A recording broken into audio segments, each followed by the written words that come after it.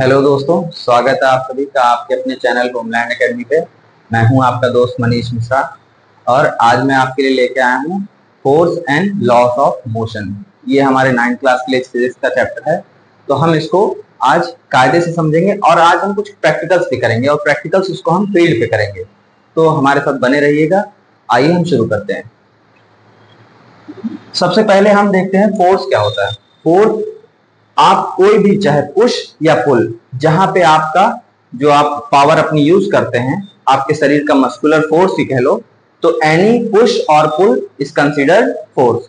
तो हम देखते हैं कि फोर्स अपने आप में क्या है। फोर्स अपने आप में किसी चीज को हम मूव कराने के लिए जो यूज करते हैं, आप उसी को कह सकते हो। और फोर्स जो है ना, वो आपका बैलेंस्ड और अनबैलेंस्ड में भी आपका कैटेगराइज होता है। देखिए, आप फोर्स लगा रहे हैं, बट जरूरी नहीं कि हर बार के फोर्स पे आपकी मूवमेंट हो जाए।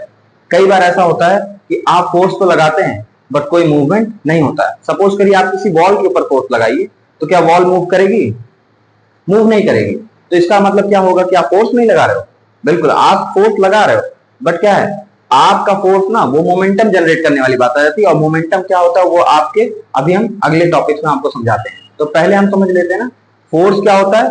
पुश और पुल, उसी को हम बोलते हैं फोर्स। चाहे आप किसी चीज को धक्का लगा रहे हो या कोई चीज अपनी तरफ खींच रहे हो। लेकिन हाँ, जो फोर्स है वो फोर्स की दो तरीके से आपकी कैटेगराइज होती है। एक होता है बैलेंस और एक होता है अनबैलेंस। तो बैलेंस और अनबैलेंस फोर्स क्या होता है, देखिए पहले हम बात करते हैं बैलेंस फोर्स की। इसमें क्या है, इक्वल एंड अपोजिट फोर्स लग रहा है दोनों डायरेक्शन से। देखिए, आपका ये जो पर्सन है वो इस बॉक्स को सामने की तरफ पुश कर रहा है, दूसरा पर्सन उसी बॉक्स को इस तरफ पुश कर रहा है। लेकिन क्या होगा, इसका जो नेट फोर्स आएगा, मतलब आपका सपोज करिए ये पर्सन ए है और ये पर्सन बी है। अगर दोनों पर्सन ए और बी का फोर्स इक्वल एंड अपोजिट है, तो यहाँ पे क्या हो जाएगा, रिजल्टेंट आ जाएगा जीरो। मतलब इसका फोर्स इसको कैंसिल आउट कर देगा और इसका वाला सामने वाले को।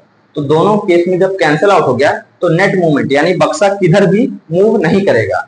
बट आप दूसरी तरफ आ जाइए अनबैलेंस पे। इसमें क्या होता है, इसमें एक आदमी क्या है, इस बॉक्स को फोर्स लगा रहा है इस डायरेक्शन में। मान लीजिए 5 न्यूटन से लगा रहा है फोर्स। तो ये फोर्स क्या करेगा, इस ऑब्जेक्ट को सामने की तरफ मूव कराएगा। तो ये क्या है, अनबैलेंस फोर्स। तो आप ऐसा ऐसा कह सकते हो कि जो भी मूवमेंट आपकी होती है वो अनबैलेंस फोर्स से होती है। बैलेंस फोर्स में आपको मूवमेंट देखने को नहीं मिलता है। फिर आ जाइए हम बात करते हैं इसी फोर्स के बाद जो हमारे कुछ लॉज हैं जो आइजैक न्यूटन ने दिया है हमें। वो लॉज ऑफ मोशन को हम कैटेगराइज करते हैं 3 तरीके से। हमारे पास 3 लॉज है जो न्यूटन ने दिए हैं, हम उनको एक एक करके विद एग्जांपल पढ़ते जाएंगे। तो सबसे पहले आ जाता है first law of motion. First law of motion क्या कहता है, फर्स्ट लॉ ऑफ मोशन कहता है कि any body at rest tends to stay at rest और any object in motion tends to stay in motion until and unless an external force is applied to it. इसका मतलब कि जब भी हम कोई ऑब्जेक्ट रखा हुआ है वो रखा ही रहेगा जब तक उसको कोई बाहर से फोर्स ना लगा दे। दूसरी बात, अगर कोई ऑब्जेक्ट चल रहा है तो वो चलता ही रहेगा जब तक उसको रोकने के लिए कोई फोर्स ना लगाया जाए। तो आप ऐसे सोचेंगे कि ठीक है, रखा रहने वाला तो आपको समझ में आ रहा है। बट कई बार क्या होता है कि आप देखते हो ग्राउंड पे फुटबॉल किक किया आपने, बट कुछ समय बाद जाके वो रुक जाता है। ऐसा तो नहीं होना चाहिए, हमने तो कोई बाहर से फोर्स लगाया नहीं, वो तो अपने आप जाके रुक गया। लेकिन ऐसा नहीं, वहां पे एक इनविजिबल फोर्स काम कर रहा है जिसको बोलते हैं फोर्स ऑफ फ्रिक्शन। फ्रिक्शन के ऊपर हमारा वीडियो पड़ा हुआ है, आप उसको देख सकते हैं। फ्रिक्शन क्या करता है, फ्रिक्शन किसी भी मूवमेंट को अपोज करता है, उसे रोकता है। तो वहां पे उस बॉल को किसी अनजाने किसी जादू ने नहीं रोका, या आपका वहां पे लॉ गलत नहीं हो रहा है। वहां पे क्या हो रहा है, वहां पे उस पर फ्रिक्शन लग जा रहा है। तो हम आपका ये जो टेंडेंसी है ऑब्जेक्ट का, जिसमें वो क्या करता है, रेस्ट पे है तो रेस्ट पे रहता है, मोशन में है तो मोशन में रहता है जब तक उस पर कोई फोर्स ना लगे। इसी प्रॉपर्टी को बोलते हैं इनर्शिया। इनर्शिया क्या है, inertia is the tendency of an object at rest to stay at rest और an object in motion tends to stay in motion until and unless an external force is applied to it. इसके लिए हम practical करेंगे ground पे चल के, आपको हम इनर्शिया दिखाते हैं। जैसे यहाँ पे आप देखिए डेमोन्स्ट्रेट कर रहे हैं, ये हमारे भाई साहब बाइक लिए हुए हैं। बाइक से क्या हुआ है, एक तार के जरिए एक रस्सी के जरिए ये टेबल पे रखा हुआ टेबल क्लॉथ को बांध के रखा गया है। टेबल क्लॉथ पे आपके कुछ सामान रखा हुआ है और ये जब तेजी से यहां से एक्सेलरेट करेंगे तो क्या होगा, झटके से ये केवल किस पे फोर्स लगाएंगे, इस टेबल क्लॉथ पे। ये टेबल क्लॉथ यहां से झटके से रिमूव हो जाएगी और ये जो ऑब्जेक्ट है वो उसी पे रखा रहेगा। अगर आपको ये विश्वास ना होता हो तो चलिए हम ग्राउंड पे चलते हैं और इस प्रैक्टिकल को वहीं हम आपके सामने करके दिखाएंगे। हम देखने जा रहे हैं इनर्शिया का प्रैक्टिकल, जो हमारे फर्स्ट लॉ ऑफ मोशन की बात है। इसमें हमने क्या किया है, हमने यहाँ पे अपना फोन और माइक दोनों यहाँ पे रख दिया है और हम इसको एक कपड़े से रख के और धागे से मैंने अपनी कार से इसको बांध दिया है। मैं कार को एक्सेलरेट करूंगा और यहाँ पे हम लोग देखेंगे कि जो इनर्शिया कहता है, an object at rest tends to be at rest until and unless an external force is applied to it. मतलब कोई रेस्ट में रखी चीज रेस्ट में ही रहती है जब तक उस पर कोई बाहर से फोर्स नहीं लगाता। तो हम जो है हम फोर्स लगा रहे हैं इस कपड़े पे, हम झटका देंगे इस कपड़े को, तो इसे हम देखते हैं कि क्या ये चीज स्टेशनरी रह जाती है या ये चीज टेबल से गिर जाएगी। तो आइए इसको हम प्रैक्टिकली देखते हैं।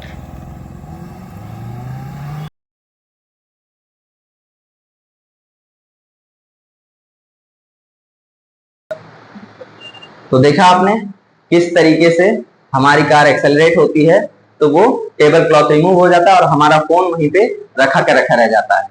उम्मीद करता हूं आपको वो प्रैक्टिकल अच्छा लगा होगा। अब हम चलते हैं अपने सेकंड लॉ की तरफ। सेकंड लॉ ऑफ मोशन हमारा क्या कहता है। अच्छा, आपको इनर्शिया और मास समझ में आना चाहिए। इनर्शिया आप तो समझ गए, मास क्या होता है। मास बेटा कई बार लोग कंफ्यूज कर जाते हैं मास में और वेट में। मास और वेट कई बार लोगों को लगता है कि सेम है। नहीं बेटा, मास और वेट सेम नहीं है। क्यों?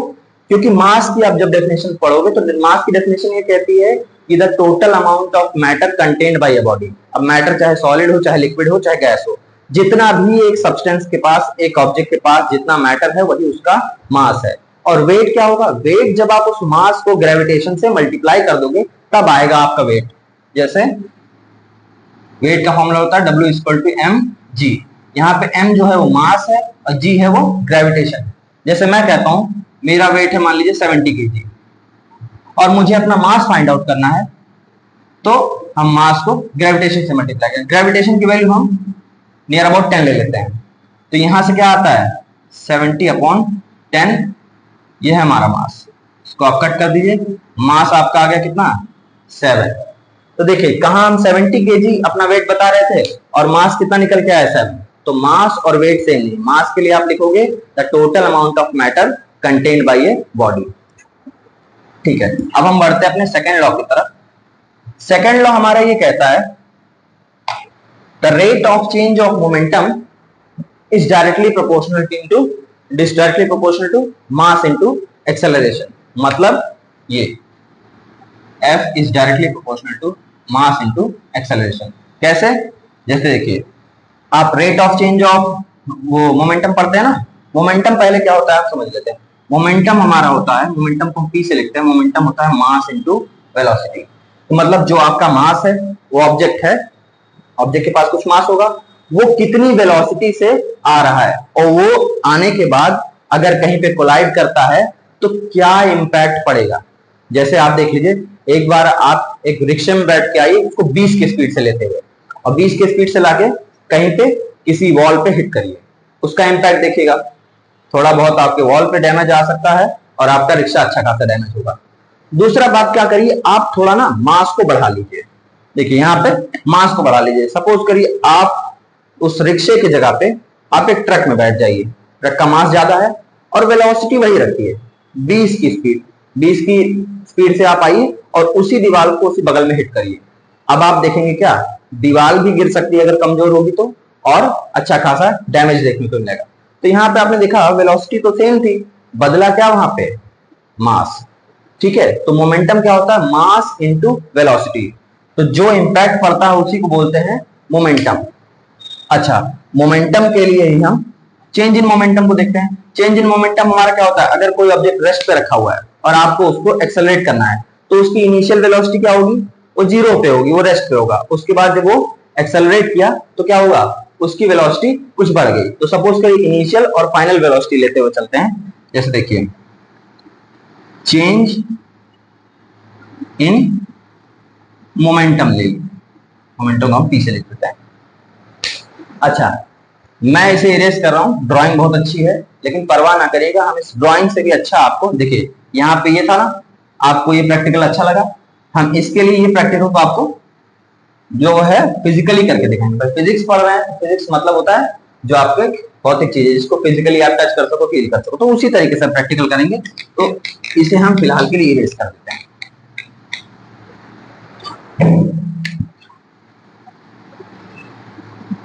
चेंज इन मोमेंटम, ये क्या हो जाएगा हमारा, इनिशियल वेलोसिटी मास और फाइनल वेलोसिटी, ठीक है ये। और इसके बाद क्या ले लेंगे आप, m को यहां से कॉमन ले लीजिए और आ जाएगा v माइनस यू। v आपका फाइनल वेलोसिटी है, u आपकी इनिशियल वेलोसिटी है। अच्छा, अब रेट ऑफ चेंज ऑफ देख लीजिए momentum, rate of change of momentum, ये क्या हो जाएगा आपका m v minus U upon time period. अच्छा, rate of change of momentum को ही हम फोर्स बोलते हैं, तो क्या आ जाएगा, फोर्स इक्वल टू आ जाएगा m v minus U upon T, ठीक है। अच्छा, हमने मोशन चैप्टर में पढ़ा है कि जो v minus U upon T है इसी को हम क्या बोलते हैं, एक्सेलरेशन। तो हम अब एक्सेलरेशन की वैल्यू यहां पुट करेंगे तो क्या आ जाएगा, f equal to mass into acceleration. अच्छा, अब ये कहना क्या चाह रहा है, ये कहना चाह रहा है कि जो फोर्स है ना वो डायरेक्टली प्रोपोर्शनल है आपके एक्सेलरेशन के, अगर आप मास को कांस्टेंट रखते हो। इसका मतलब कि अगर आप कोई ऑब्जेक्ट ले लो, उस ऑब्जेक्ट पे ना आप जितना फोर्स लगाओगे वो उतना ही ज्यादा एक्सेलरेट करेगा। अच्छा, हमने यहाँ पे क्रैकर का एग्जांपल लिया था जिसमें क्या किया, जिसमें हमने 3 तरीके का क्रैकर यूज किया है। पहले बहुत माइन्यूट सा छोटी पावर का क्रैकर, उससे होने वाला इंपैक्ट हम देखेंगे। मान लीजिए उसको कटोरे से ढक देंगे, कटोरा आपका तीनों प्रैक्टिकल में सेम यूज होगा। पहले हम क्या करेंगे, छोटा क्रैकर लेंगे, फिर उससे बड़ा और फिर उससे बड़ा। कटोरा आपका सेम है मतलब आपका मास सेम रहने वाला है। जब मास सेम रहेगा तो क्या करेंगे, बस आप फोर्स बढ़ाइए तो देखिए अगर एक्सेलरेशन भी बढ़ रहा है कि नहीं। उसके लिए आप क्या करेंगे, जो आप नेक्स्ट टर्म में क्या करेंगे, उससे बड़ा क्रैकर जब लेंगे तो वो ज्यादा बड़ा फोर्स इंपैक्ट, ज्यादा बड़ा फोर्स क्या है उस पे बॉल पे एक्सर्ट करेगा, और वो जो ज्यादा फोर्स एक्सर्ट करेगा उसके कारण क्या आप उसको फिजिकली अपनी आंखों से देखिएगा क्या उस कटोरे पे ज्यादा एक्सेलरेशन आ रहा है कि नहीं। तो इसके लिए भी हम चलते हैं वापस से फील्ड पे और इसको आपको प्रैक्टिकली करके दिखाते हैं। अब हम करने जा रहे हैं अपने न्यूटन के सेकेंड लॉ का प्रैक्टिकल। उसमें हम देखेंगे अगर हम जितना ही फोर्स लगाते हैं उतना ही ज़्यादा एक्सेलरेशन होता है। अगर हम मास को कांस्टेंट ले लें तो हम फोर्स को जैसे इंक्रीज करेंगे एक्सेलरेशन हमारा इंक्रीज होगा। उसको हम प्रैक्टिकली देखेंगे इस बाउल से और इस क्रैकर की मदद से। हम क्रैकर को हर बार नेक्स्ट स्टेप पे थोड़ा सा क्या करते जाएंगे, थोड़ा इनहेंस करते जाएंगे उसकी पावर को। अगर हमारा फोर्स बढ़ते जाएगा तो देखते हैं एक्सेलरेशन भी साथ साथ बढ़ रहा है कि नहीं। कटोरा तो हमारे लिए कांस्टेंट है। चलिए आइए।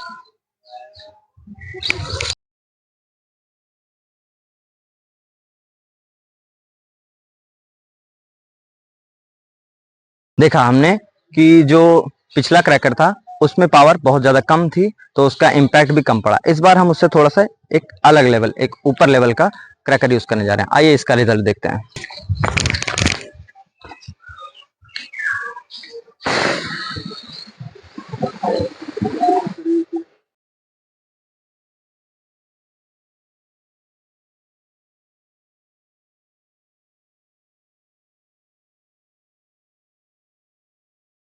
अच्छा खासा इम्पैक्ट हमें सेकेंड टर्म में देखने को मिला, बट इस बार हम रुकेंगे नहीं। इस बार उससे भी हैवी कोशिश करेंगे क्रैकर यूज करने की और इसका इम्पैक्ट देखते हैं। अब हमारा क्या है, जो फोर्स है वो लगातार बढ़ते जा रहा है और मास हमारा कांस्टेंट रह रहा है। मास हम चेंज नहीं कर रहे हैं, बस देखते हैं एक्सेलरेशन पे क्या फर्क पड़ रहा है। ये हमारा फाइनल है। आइए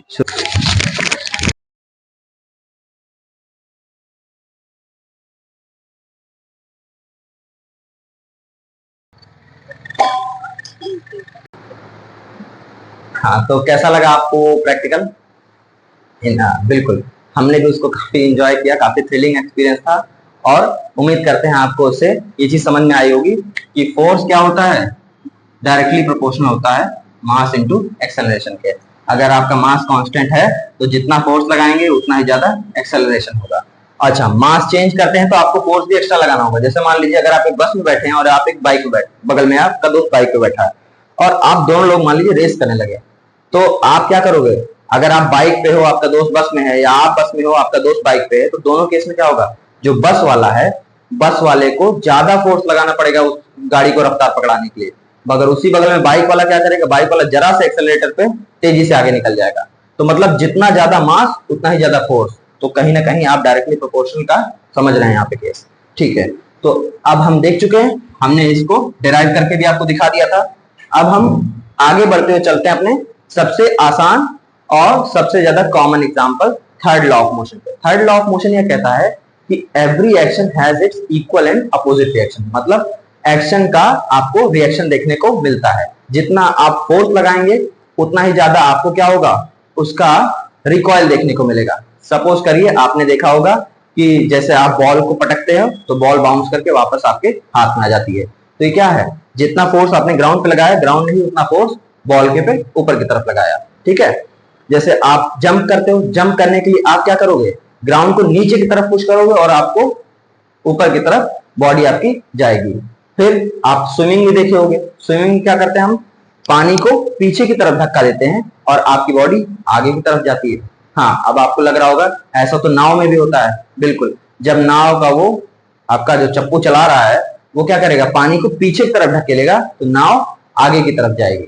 तो ये थर्ड लॉ क्या है? एक्शन रिएक्शन का लॉ है।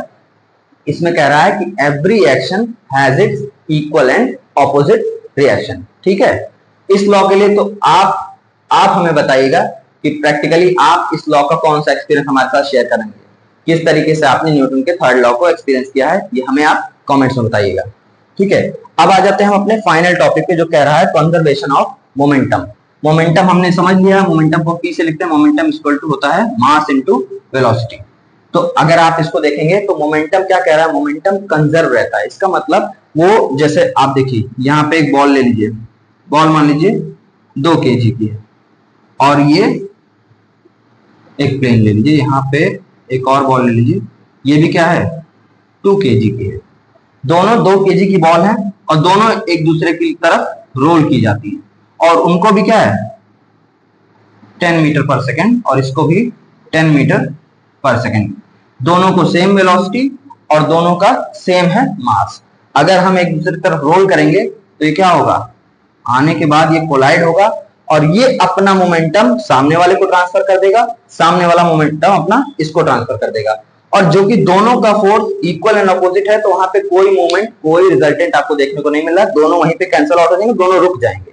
बट अगर आप क्या करते हैं, या तो मोमेंटम के लिए आप दोनों चीजों में छेड़खानी करेंगे तो बदल जाएगा। चाहे आप मास चेंज कर दिए, मतलब यहाँ 2 किलो की जगह पे 5 किलो का, 4 किलो का यूज कर लीजिए बॉल, या फिर आप वेलोसिटी चेंज कर सकते हैं। जैसे इसको आपने 10 मीटर पर सेकंड से इधर की तरफ रोल किया, तो इसको आप 20 मीटर की तरफ से रोल कर दीजिए। तो दोनों ही सूरत में क्या होगा? सपोज करिए आपने एक बार क्या किया, इसको 10 को 20 मीटर कर दिया, तो जब ये 20 मीटर पर सेकंड के स्पीड से आप इसको रोल करोगे तो ये क्या होगा? इस डायरेक्शन में जब रोल होगा तो इसको हिट करने के बाद ये तो रुक जाएगा, यहाँ पे बड़ा वाला बॉल ये यहाँ पे स्टॉप हो जाएगा, लेकिन इसने अपनी एनर्जी, अपना मोमेंटम इस वाले बॉल को, सपोज करिए बॉल ए है और ये बॉल बी है, तो बॉल ए वाला अपनी एनर्जी बॉल बी को दे देगा और बॉल बी क्या होगा?